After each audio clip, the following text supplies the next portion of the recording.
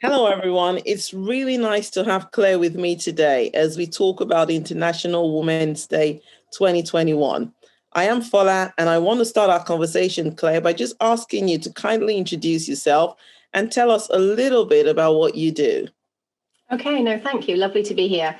So my name's Clare Twelvetrees, and my substantive job is International Strategy and Performance Director in Brook, which is an international animal welfare charity, but we very much work at the intersection of animal welfare, human development, and environment, what we call the one welfare approach. I've just co-founded a campaign which is called Equality Starts at Home. So I'm the co-founder with 3 other women and the chair. So that really has resulted from a lot of my insights and learnings within the pandemic and my prior knowledge, having worked in international development and the charity sector for a long time. And I really want you to tell us a bit more about Equality Starts at Home. I think there's a reason why you started it, and so let us know a little bit about the story that got you to start Equality Starts at Home. Okay, no, I'll go back actually just quickly to my childhood. I mean, just in terms of background, I was brought up by a radical feminist mother who always instilled in me values around gender equality. And we had quite an equal household for that time in the 1970s being brought up. I was very recently invited to speak at a conference in June 2020. And my reflections in preparing for the conference were, is the pandemic going to result in a more equal and fair world? You know, a spotlight has been shone on essential work, which is predominantly carried out by women. And as part of that speech, I did a bit of preparation and a bit of research into what is happening in people's homes during this time. Has COVID lockdown, this was in June, so the preparation was March, April, May, June. So it was a shock for everybody. But I thought, well, why don't I ask 50 of my friends or network, can you tell me a little bit about what's happening in your home? Who's shouldering the household responsibilities? Who's looking after the children? Who's doing homeschooling? Because, of course, this homeschooling was a shock to all of us who have children. And so very much as part of this speech, I did a little bit of research. And that showed me what I already knew, having worked in the charity sector and having also been involved with the Cherie Blair Foundation as interim chief executive. I knew only too well that women do shoulder the disproportionate burden of household responsibilities and childcare. And I knew instinctively that on the whole, although there are very, very good examples where people have got an equal balance in the home. But anyway, as part of preparing for the speech on equality and compassion post-COVID, I spoke to these 50 people, and findings actually bore out what I knew, which was about half of the 50 people I spoke to, predominantly women, but some men, said actually they've got a reasonable balance. By and large, in male-female relationships, and we very much acknowledge that not every relationship is male-female, there's single parents, there's gay relationships, and we absolutely acknowledge that, as part of this speech, as part of our work, we're looking at the male-female dynamic. But out of the 50 women, about half had an okay balance, had a good balance, give or take. But the other half, what I termed amber and red, either had a poor balance or a terrible balance, i.e. the woman was working full-time, the man wasn't working, and the woman was doing everything. And it was very much qualitative research. But anyway, I spoke at the conference, many people, 750 people. I ran a poll during the conference asking the same questions that I had in my research, which was, do you have a reasonable balance at home? Because it's not for me about 50-50. It can't be 50-50. There's a bit of give and take. It's got to work for that partnership. Yeah. And in times where, one person might be looking after an older parent, then the other person can more likely to pick up other stuff in the home. So it's got to be a reasonable give and take. But it cannot be where one person always feels frustrated at the end of the day because they're just doing more. They go to bed later, they get up in the morning. And working internationally, I'm really conscious that, when I was at this conference, I ran the polls and the 750 people broadly came back to me along the same lines. 50% approximately had an okay balance, the rest had a bad balance, and always to the detriment of women. So, there's lots of stats out there about the care economy, unpaid care, and apparently Oxfam did quite a lot of work. The unpaid care economy is as much as $11 trillion. So, there's this invisible work that women do in the background. And my, very small qualitative research bore that out. And so off the back of the conference, quite a few women came to me and just said, oh my goodness, either I'm really lucky, I've got an equal partnership, or some of them said, really, you're absolutely onto something here, and how can we help? And Equality Starts at Home was born, and I brought together a group of women who cared passionately about this and also had expertise in gender equality, whether that's statistical data expertise or expertise around equal opportunities in the workplace. So I brought these women together and we formed the campaign. And it's still early days. We spent the first 6 months establishing ourselves, getting a logo. We had a long conversation about the name, but we very much wanted something that did what it said on the tin. And now we've just done a couple of campaigns, one a Christmas campaign where we did a video, which was to say, look, to encourage people to have those conversations in the home. And now we're doing a lockdown campaign to really raise the awareness and try and get people talking about it, because it's not acceptable. And it holds women back, it holds society back, because men and women, and we recognise there's lots of diversity on the spectrum, we're all boxed into these unhelpful gender roles. And men have said to me, they don't necessarily want to be commuting and waking up at 6 a.m, not getting to see their children if they have children, 8 o'clock at night. That's no life. And there's a really good quote from a very good male colleague of mine who said, being successful should feel better than this. On people's deathbeds, are men going to be saying, oh, I wish I was in the office more? And they may have poor relationships with their children, for example. So this is good for society. It's not just, we're coming at it from women are held back by this, but we also believe men are. And if you really extrapolate this, there's the home domain, there's the work domain, and there's the public domain. If women are in the home, and some women want to be in the home, and that's totally fine. But if they don't want to be in the home all of the time, if they do want a career, or if they want a part-time career, well, those options aren't available really for them.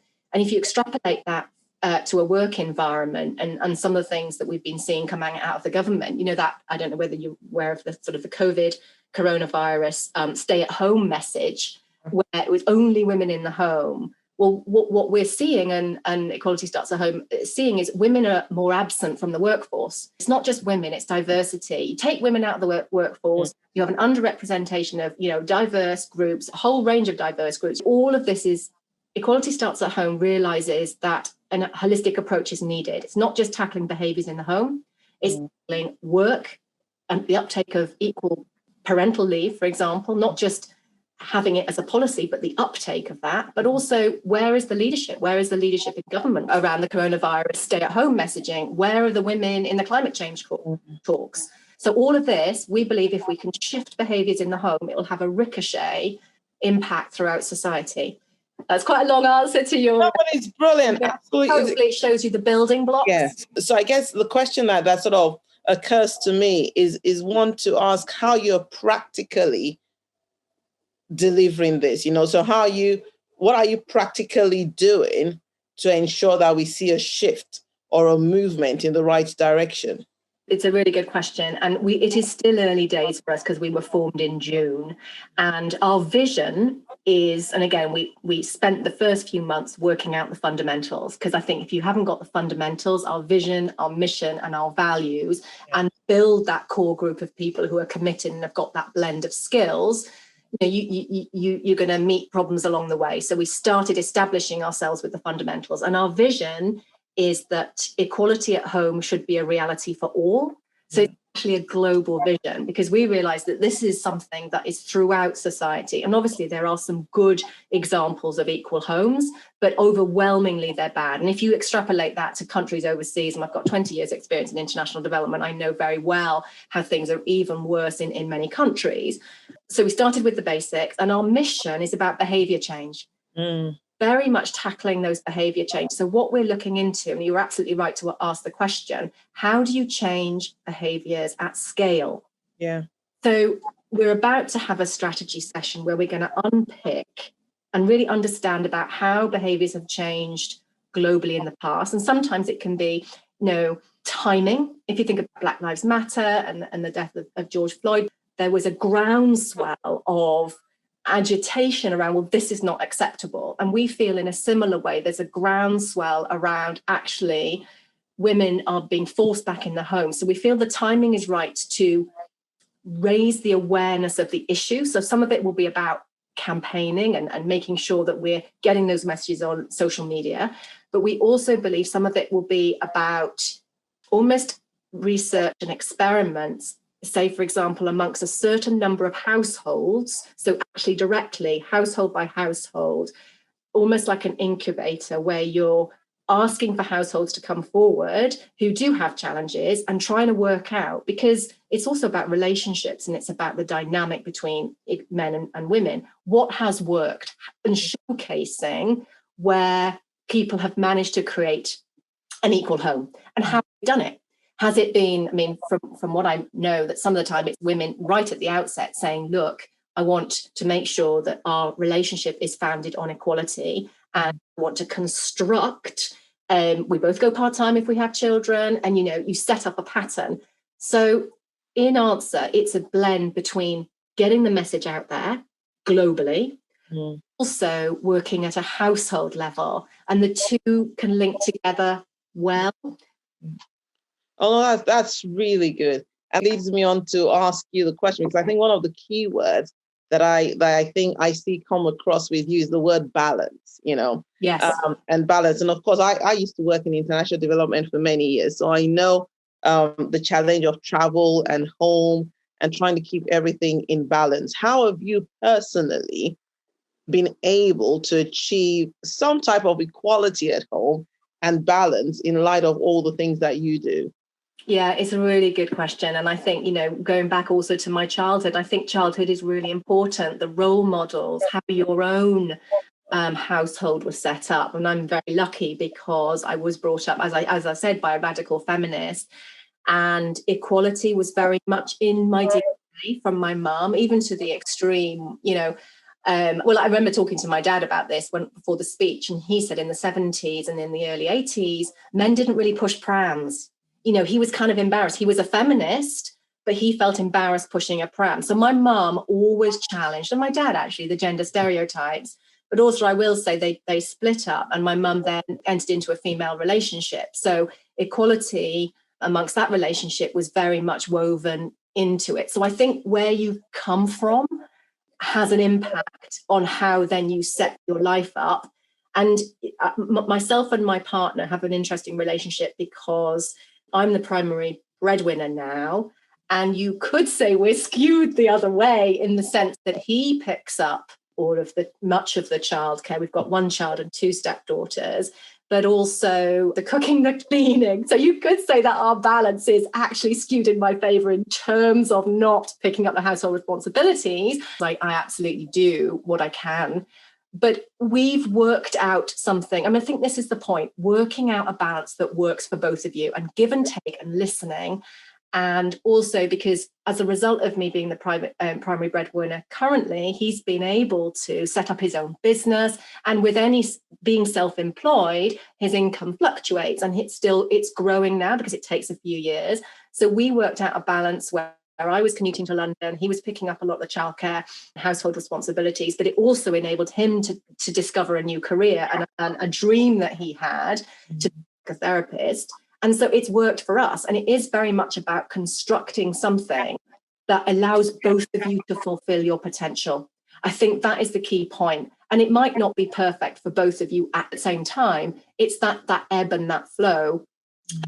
But it's that. And the reason why I say, and I think so many women on the whole, not just exclusively women, feel like that. Yeah. And do you think COVID has sort of aggravated or helped the issue? How do you see? Because obviously we're in lockdown, both partners are at home, there's homeschooling, there's work, there's all of that to juggle. How do you see that COVID may have been a good thing to help the cause?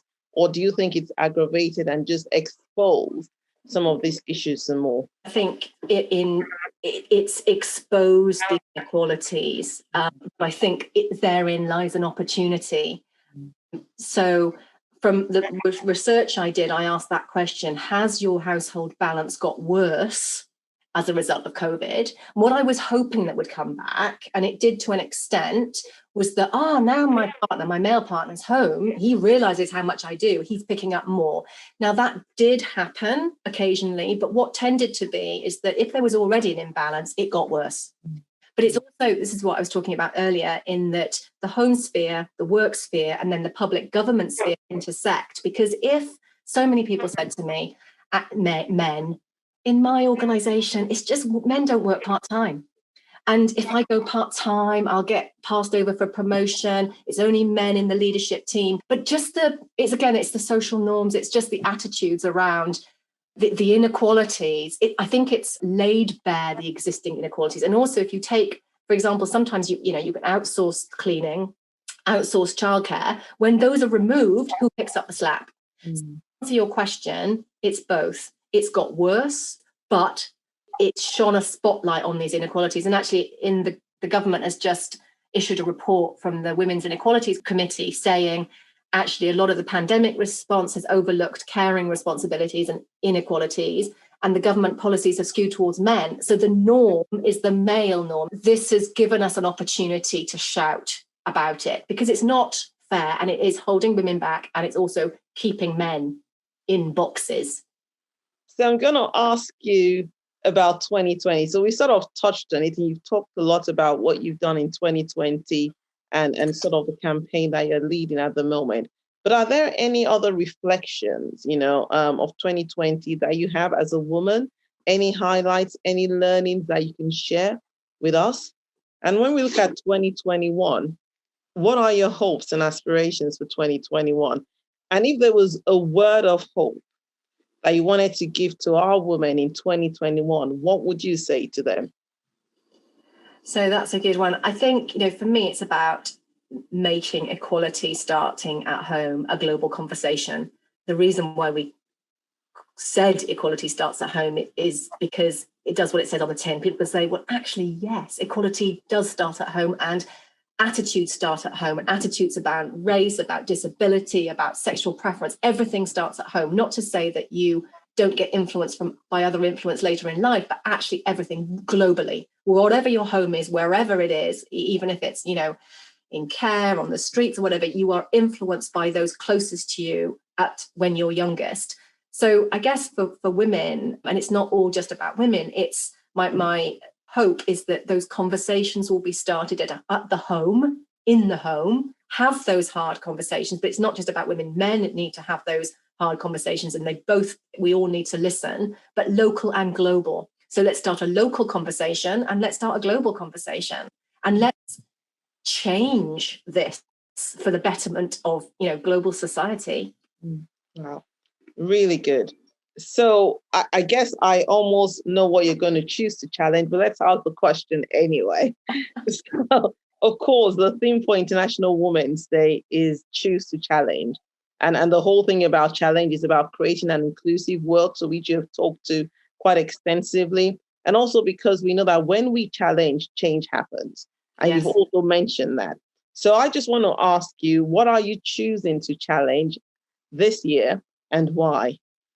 Well, I'm choosing to challenge equality at home because I believe that the home, it's a bit when you rewind the clock to the early days of the days of feminism in the 60s and 70s, it's the personal is political, in the sense that I think that the home domain is less challenged. We, obviously things like the bad side, the dark side of equality in the home, inequality in the home is domestic violence, etc. And that is tackled through a series of organizations, brilliant organizations and campaigns.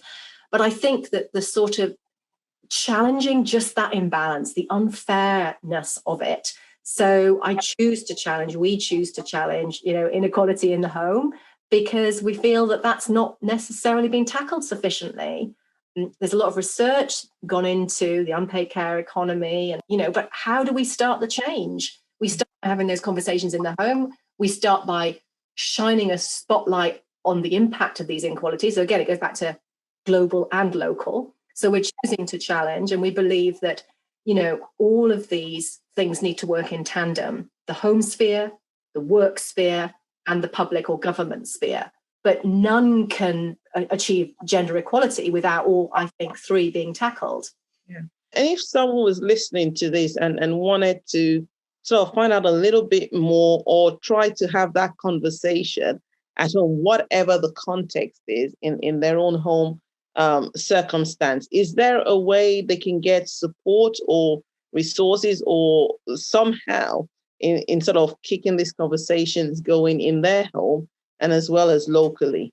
What we're trying to do and what we started to do is putting resources on our website, and so case studies of how people have managed to achieve equality in the home, and whether that's by design way back in their 20s or whether that's having conversations, difficult conversations. So what we want to do is grow solidarity and demonstrate. We don't want to all just be talking about the negatives. We want to say, well, look, actually, this has worked for many, many people, and this is how it's worked. And here are the top tips. We've published the top tips. But we also very much want to collaborate with other organizations. There's another organization, we've got a global founding group. So we have a woman called Denise Vinegar, who's based in Los Angeles. And there's another organization called Equality at Home, who works from a sort of psychotherapy approach, household by household. So we want to kind of join the dots. We recognize there's lots of resources out there that aren't all simply things that we've created, but to make sure we're showcasing good examples, and we are working with others and carrying out a little bit of research to work out, okay, what has worked and why, and then getting it out there. But we recognize it's not easy. It's not easy for, if you're in a relationship, things are, sometimes, our behaviors are very entrenched. But if you can see that others have done it and there's strength in numbers, then maybe that'll give you the courage as a woman, for example, to have that first difficult conversation. But we're also working with men's groups who are working from the other dimension. As I said earlier, there's a great men's group called Inspiring Dads who says, success should feel better than this, like trying to harness the caring side of men's, what would say, nature, but very much challenging the status quo on that. So it's the complete picture. We want to bring these resources together and create these partnerships. So, and to make it really accessible as well. So that's our approach. But, we set up in June and it's still reasonably early days. We will watch this space, Clare. It sounds absolutely amazing. So thank you so much for that. We're rounding up now and we've come to the end of our session. But it may be that you've got one more last word that you feel you'd really like to leave behind before we go.